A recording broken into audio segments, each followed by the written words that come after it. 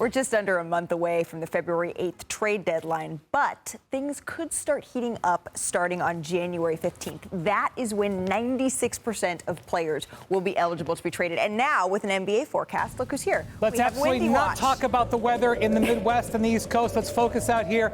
Malika, we're going to start in Golden State. We have drought-like conditions. Very, very few splashes. Draymond Green's been out. That means Steph Curry has absolutely not been at his best. Look at how his numbers have come down since Draymond Green's suspension. Look, these are still good numbers, but these are MVP-level numbers. They need to get back to that. Yes, they're going to be active in the trade market, but the best acquisition they can make is getting Draymond Green back. Let's come down the coast to L.A. Oh, Malika, there's a high-pressure system parked over Southern California because the LA Lakers are under 500. They have played 39 games. LeBron and AD have missed a total of 5. That is bad news. Starting on Monday, their whole roster is available for trade, including Austin Reeves and Rui Hachimura, and I expect the Lakers to get involved in trade talks, looking to upgrade their roster, especially if they can add a ball handler, because since D'Angelo Russell's gone out of the starting lineup, LeBron's become the starting point guard, and his production has gone down. But it's not all bad news.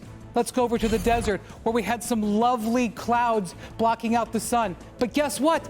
It's cleared. It's sunny. The Suns had their best performance of the season last night against the Lakers. Bradley Beal, 37 points, hits 8 3-pointers. They are on the right track. I know that their record isn't great, but they're healthy. They're playing better. They have good energy with their team. I don't think the Suns have even begun to play their best basketball yet. And now, almost halfway in the season, I think you're going to start to see it.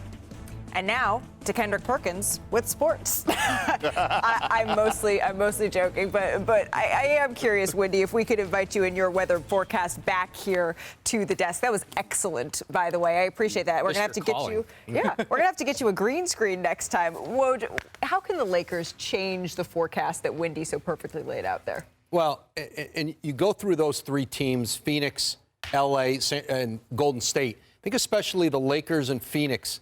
They are limited in the assets that they have to put in trades. And every time you do a deal, you are sort of betting against your future, and you're taking more and more from down the road.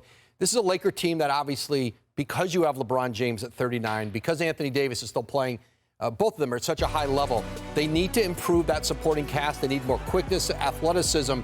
I think for the Lakers, their moment of truth at this trade deadline is going to be their willingness to put Austin Reeves in a deal. They're not going to want to trade him. They don't want to trade him. But outside of that 2029 first-round pick they have, he's the only other real player on the roster that I think gets you back a significant upgrade. That's what it's going to come down to for this Laker team. They've touched base on DeJounte Murray in Atlanta, as have a lot of teams. And I think those conversations, they may develop over time. But this is a Laker team that is limited in scope and how dramatic of an impact they could really make. Yeah, they are limited, and they do need another playmaker and a ball handler. They have to get faster at the perimeter. We still haven't seen Gabe Vincent, right?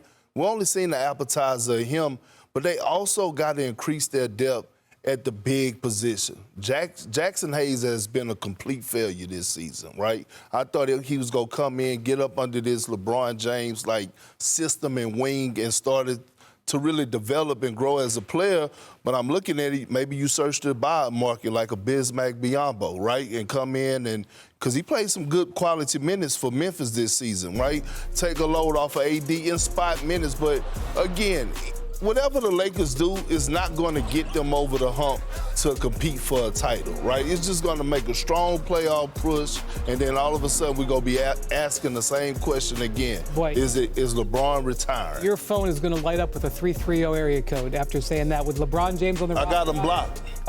I got him blocked. Well, I got him blocked. I wouldn't rule anything out with LeBron, but obviously they have to get better. One thing that's important, when D'Angelo Russell signed this offseason, he had the option to structure his contract in a way where he could have veto power on trades. The Lakers negotiated in a way, they gave him a little bit extra money, he took that veto power away. So he doesn't have to approve a trade. They can move him. So I think that's a player. He may not be the most desirable Laker, but he's a guy that I think could be used in trade, especially if they include Austin Reeves, that first-round draft pick, with them. Yeah, people have brought up Zach LaVine, and it's just not a trade for the Lakers. If you're going to take on that much salary with a third star with the new economic system in the NBA, you're going to want to do it with a two-way player. And I think Zach LaVine's certainly, he's an outstanding offensive player.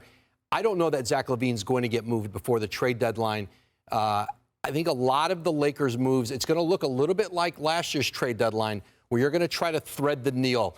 There's not a savior coming in for this Lakers season. I don't know if that player will be available at all at this trade deadline. I just think when you the thread the needle from last year, I think Lakers fans' ears probably perk up because then they went on this magical run afterwards that they were able to make it all the way to the Western Conference Finals, and it's hard to decipher whether or not that was fool's gold. I don't believe it was. I just think they capitalized on the moment. But here's the thing, right? It's so crazy how much no one values Zach LaVine no more. This is a guy a couple of years ago that averaged 27. They don't value his contract, Perk. It's the contract, It's not Zach the player. It's Zach's contract. I understand, but do we realize in 2 years guys are going to be making about $75 million? Yeah, but what about between now and then? Yeah. What about those 2 years between now and then? I mean, there's a salary cap, and the salary cap's changed, and it's making teams make harder decisions. That's why the Clippers did not give a max extension to Kawhi Leonard, and while they're going to try to get Paul George at an even lower number, it is a different day for 30-something NBA stars. The automatic max that used to be there isn't there anymore. Yeah, but we are talking about the Lakers, one of the most winning franchises in NBA. And they have to play by the same rules as everybody else.